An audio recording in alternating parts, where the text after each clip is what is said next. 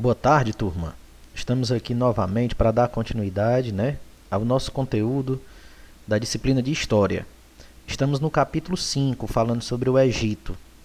Na semana passada, eu deixei dois links de vídeos relacionados a esse conteúdo. Espero que vocês tenham gostado. Estou disponibilizando novamente, caso alguém ainda não tenha assistido os vídeos. Aí são os links. São desenhos animados muito interessantes, muito bem feitos, mostrando quase toda a história do Egito. Eles são divididos em partes, que se complementam. Por exemplo, vocês vão ver no desenho que tem a arte do Egito, o comércio no Egito, isso, como estava dividida a sociedade. São desenhos bem interessantes de fácil aprendizado. Eu selecionei porque eu sei que vai ajudar vocês na compreensão do conteúdo. Antes de começarmos a atividade, vamos só relembrar algumas questões importantes em relação à história do Egito. Na explicação, eu mencionei que o Egito iniciou com algumas aldeias às margens do rio Nilo. E essas aldeias, elas começaram a fazer acordos entre elas ou guerrear. Então, aos poucos foram formados dois grandes grupos, que era o Alto Egito e o Baixo Egito. E esses grupos continuaram guerreando em busca de poder. E alguém, o rei chamado Menes, conquistou os dois grandes grupos e tornou-se o primeiro faraó do Egito. Ok? Então, a primeira questão, eu pergunto quais são as principais atividades do agrimensor. Quem era o agrimensor? O agrimensor é como o engenheiro moderno hoje. É aquele que projeta, que constrói. Então, quais eram as atividades do agrimensor? Era medir as terras, era projetar os canais de irrigação, era utilizar a sua sabedoria, o seu conhecimento nas construções. E para isso eles utilizavam diversos cálculos matemáticos. A matemática contribuía muito nessas construções. A segunda questão, qual era o papel do rio Nilo para o comércio do Egito? Foi muito importante, pois os alimentos e outros bens produzidos pelos egípcios eram transportados em barcos e vendidos ao longo do rio. Então, os egípcios utilizavam o rio Nilo para transportar o que eles produziam, o que eles fabricavam. Isso facilitava as negociações. Com esse aumento do comércio, por causa do transporte pelo Nilo, a grande produção de alimentos e de produtos, ela ficou mais fácil de ser vendida em outros locais. E isso tornou os egípcios muito ricos.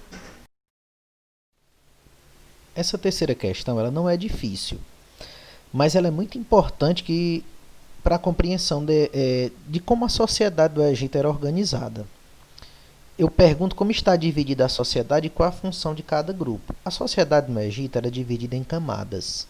É importante que vocês aprendam isso. Inclusive, para melhorar a compreensão, eu coloquei essa pirâmide, esse desenho aí, para que vocês vejam quem estava no topo, quem era a maior autoridade e quem estava na base. Então, olha só, quem estava no topo era o faraó. A função do faraó era governar, ele era a autoridade principal no Egito. Ele era a autoridade do exército, a autoridade da religião, era a autoridade suprema. Abaixo dele estavam os nobres e os sacerdotes. Sacerdote era aquele que tomava de conta da parte religiosa, E os nobres eram amigos, familiares, pessoas que faziam parte das famílias mais importantes do Egito. Abaixo estavam os soldados. Todo mundo sabe que soldado era para cuidar da defesa do Egito, As pessoas treinadas para cuidar da defesa, para ir para a guerra. Abaixo do soldado estavam os escribas. Escribas eram aqueles que sabiam escrever. Então, eram aqueles que anotavam os impostos, que anotavam a história do Egito, que ensinavam aos filhos das famílias mais ricas a escrever também. Alguns autores acham que os escribas estavam acima dos soldados. Vocês podem encontrar pessoas que digam que os escribas estavam acima e que os soldados estavam abaixo, certo? Abaixo dos escribas tinham os comerciantes, que era comprar e vender mercadorias, Isso, os artesãos mais abaixo. os camponeses e na base estavam os escravos. Então a sociedade egípcia era dividida dessa maneira. Era uma sociedade repleta de camadas. Cada camada tinha sua função social. A quarta questão é relacionada à arte egípcia. Eu coloquei essa questão porque eu achei interessante, porque os desenhos, né, feitos pelos egípcios, eles são bem particulares, né? A gente não encontra em outra civilização. Porque a característica era desenhar as pessoas de lado. Se vocês olharem as figuras que nós temos no livro, se vocês forem na internet, vocês vão ver que os desenhos dos egípcios eram feitos como se a pessoa tivesse achatada, né? Então, no vídeo explica bem direitinho como é que eram essas principais características. Algumas partes do corpo eram retratadas de frente e outras eram retratadas de lado. E isso dava a sensação de movimento da pessoa que estava sendo retratada. Além disso, que é muito importante, era que a pessoa que tinha mais valor, mais importância, por exemplo, se o faraó fosse retratado, ele era retratado maior do que os demais. Então, quanto mais importante era a figura, era a pessoa, quanto mais importante ele era naquelas camadas da sociedade, ele era retratado maior.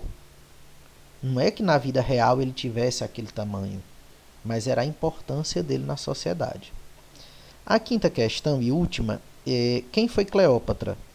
No videozinho vocês vão ver mais explicações sobre Cleópatra, mas eu queria bem que vocês entendessem que ela foi a última faraó do Egito Antigo.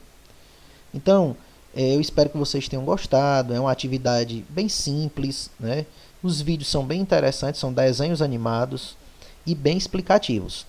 Uma boa semana para vocês e qualquer dúvida podem colocar lá no grupo do WhatsApp, podem me perguntar.